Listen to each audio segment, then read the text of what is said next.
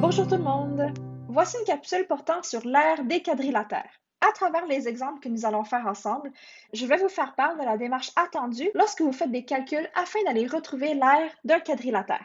Donc, plus précisément, cette démarche contient 4 étapes. La première étape, tu dois toujours aller écrire la formule à utiliser. Puis, à partir de cette formule, tu vas faire une substitution, c'est-à-dire remplacer par les données du problème. Après avoir fait la substitution, on va aller faire la résolution, qui consiste à faire tous les calculs nécessaires. Et puis, la dernière étape est de donner ta réponse avec les unités de mesure appropriées. Allons voir le premier exemple ensemble. Dans ce premier exemple, j'aimerais aller déterminer le périmètre et l'aire de la figure suivante. Comme vous pouvez voir, puisque nous avons 4 côtés égaux, cette figure s'agit bel et bien d'un losange. Afin d'aller déterminer le périmètre de ce losange, nous avons tout simplement à se poser la question, quelle serait la longueur de la clôture si je voulais aller faire le tour de la figure? Donc, on va aller additionner la mesure de chacun de nos 4 côtés. La première étape, c'est d'aller écrire notre formule. Donc, pour trouver le périmètre, je sais que je dois additionner chacun de mes côtés ou de faire 4 fois la mesure de un côté. Deuxième étape, je fais la substitution, c'est-à-dire remplacer dans ma formule les informations que je connais. Ici, je sais qu'un côté mesure 5 décimètres. Donc, je sais que 4 fois 5 me donne 20. Et puis, je donne ma réponse avec les unités de mesure appropriées. Ici, puisque chaque côté mesurait 5 décimètres, j'ai aussi un périmètre en décimètres. Deuxièmement, je veux aller déterminer l'aire de ce losange. Nous savons que pour trouver l'aire d'un losange, nous devons multiplier les deux diagonales et diviser tout ça par 2. Donc, ma petite diagonale, c'est celle-ci, et ma grande diagonale, c'est celle-là. Alors, pour trouver l'aire de mon losange, j'ai 5 fois 8,66 divisé par 2. Troisième étape, la résolution. J'effectue ce calcul dans ma calculatrice et j'obtiens que l'aire de mon losange est de 21,65 et les unités ici sont des décimètres carrés. Deuxième exemple, on veut maintenant aller déterminer l'aire et le périmètre de cette figure qui est un trapèze. Commençons par aller trouver son périmètre. Pour trouver le périmètre d'une figure, on doit aller additionner chacun des 4 côtés. Alors ici, je vais aller identifier mes côtés par des lettres afin d'être capable d'écrire une formule. Alors, je sais que chacun de mes côtés sont intitulés A, B, C et B majuscule. Je vous rappelle qu'un trapèze est composé de 2 bases. J'ai une petite base ici qui est le 18 décimètres et une grande base ici qui est 420 centimètres. C'est pour ça que j'ai intitulé ce côté avec un B majuscule. Ainsi, pour trouver le périmètre de ce trapèze, je dois additionner les 4 côtés. Alors, j'écris ma formule. Je vais additionner les 4 côtés. Deuxième étape, je vais remplacer dans la formule les informations que j'ai. Alors, mon A, c'est 14 décimètres. Mon B, c'est 18 décimètres. Mon C, c'est 3,7 mètres. Et mon B majuscule, mon grand B, est de 420 centimètres. Avant de faire mes calculs, je veux m'assurer que chacune de mes unités de mesure soit la même. Je peux par exemple aller tous les transformer en mètres. Donc, pour passer de décimètre à mètre, je dois diviser par 10, alors j'obtiens 1,4 mètres. J'obtiens 1,8 mètres. Mon 3,7 mètres demeure tel quel et 420 cm est l'équivalent de 4,2 mètres parce qu'on divise par 100. Une fois que toutes mes unités de mesure sont égales, je peux maintenant les additionner et j'obtiens que le périmètre total de mon trapèze est de 11,1 mètres. Maintenant, on est prêt à aller trouver l'aire de ce trapèze. La formule afin d'aller déterminer l'aire d'un trapèze s'agit d'aller additionner la mesure de nos 2 bases, d'aller multiplier par sa hauteur et de diviser tout ça par 2. On va les remplacer avec les informations que nous connaissons. Donc, la petite base est de 18 décimètres. Par contre, je vais tout de suite aller réécrire l'équivalent en mètres. Comme ça, on s'économise une étape et on n'aura pas besoin de refaire la conversion. Donc, ma plus petite base est de 1,4 mètres.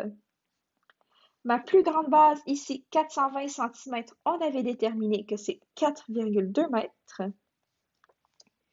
Je multiplie par la hauteur. Ici, la hauteur est de 2,5 mètres. Et je divise tout ça par 2 afin d'obtenir une aire totale de 7,5.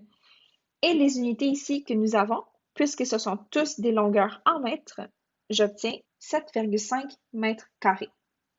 Maintenant, j'aimerais aller déterminer le périmètre et l'aire d'un carré. Donc, le carré, c'est une des figures les plus simples. Je vais commencer par aller déterminer son périmètre.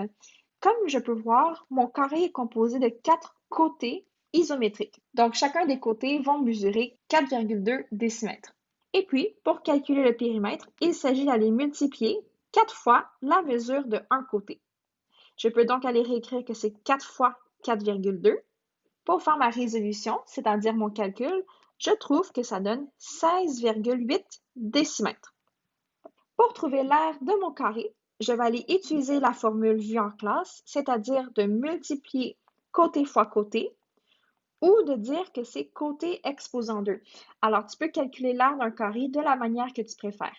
Moi, je vais aller utiliser celle avec l'exposant 2 et je détermine que l'aire de mon carré, c'est 4,2 exposant 2. Après avoir fait le calcul, je détermine que l'aire de mon carré, ici, est de 17,64 et les unités sont en décimètres carrés. On continue. Nous sommes maintenant rendus au 4e exemple. Je vais aller déterminer le périmètre et l'aire d'un parallélogramme. Afin d'écrire la formule pour trouver le périmètre et l'aire, je peux donc aller identifier nos côtés par A, B, et ici, mon 25 décimètres représente la hauteur de mon parallélogramme. C'est important de savoir qu'une hauteur, c'est toute droite qui va partir d'un côté et rejoindre un autre avec un angle de 90 degrés. Ainsi, pour trouver le périmètre de mon parallélogramme, je sais que je dois additionner chacun de mes côtés et je vais avoir mon côté A plus mon côté B plus mon côté A et mon côté B. Je peux donc écrire ma formule de la sorte. Donc, je vais avoir 2 fois la mesure de mon côté A et 2 fois la mesure de mon côté B. Mon côté A, je le remplace, elle a une mesure de 3 mètres et j'additionne avec 2 fois mon côté B qui a une valeur de 1,2 décamètres. Puisque ce sont des unités de mesure différentes, je dois les convertir et je peux aller convertir notamment mon 1,2 décamètre en mètres. J'obtiens donc ici 12 mètres. Parce que pour passer de décamètre à mètre, on multiplie par 10. J'obtiens donc ici que le périmètre de mon parallélogramme sera de 30 mètres. Maintenant, nous sommes prêts à aller déterminer l'aire de ce parallélogramme. Et la formule afin d'aller trouver l'aire d'un parallélogramme, c'est la même qu'un rectangle, c'est-à-dire d'aller multiplier la base par la hauteur. Alors, j'ai mes informations. Je dois par la suite aller changer les unités de mesure pour qu'elles soient égales. Je sais que 1,2 décamètre, c'est 12 mètres. Oups. Et je sais que mon 25 décimètres, c'est 2,5 mètres. Je peux maintenant effectuer ma multiplication et je découvre que l'aire de mon parallélogramme est de 30 mètres carrés. 5e et dernier exemple, on va maintenant aller déterminer le périmètre et l'aire d'un rectangle. Donc, pour déterminer le périmètre de mon rectangle, je sais que je dois aller additionner chacun de mes côtés. Alors, dans un rectangle, j'ai ici ma base et ma hauteur. Alors, afin d'aller déterminer le périmètre de mon rectangle, je dois faire 2 fois la base et 2 fois la hauteur. Je peux aller remplacer par les informations que je connais. Je sais que j'ai 2 fois ma base qui est 11 quarts et 2 fois ma hauteur qui est 2 33e.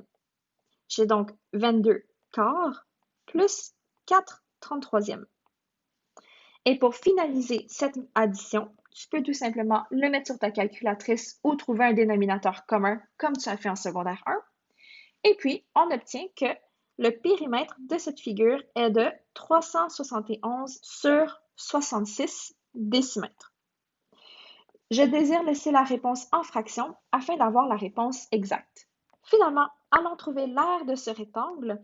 Alors, pour trouver l'aire d'un rectangle, je sais que la formule, c'est d'aller multiplier la base fois la hauteur. Je dois donc aller multiplier mes fractions, donc 11 quarts fois 2 33e. Afin d'aller multiplier des fractions, je sais que mes numérateurs se multiplient ensemble et mes dénominateurs se multiplient ensemble. J'obtiens donc 22 sur 132 et à l'aide de ta calculatrice, on trouve la fraction réduite qui est de 1/6 de décimètre carré. Nous avons donc ici nos réponses pour l'aire et le périmètre de notre rectangle et je vous rappelle, on laisse ça en fractions afin d'avoir la réponse exacte.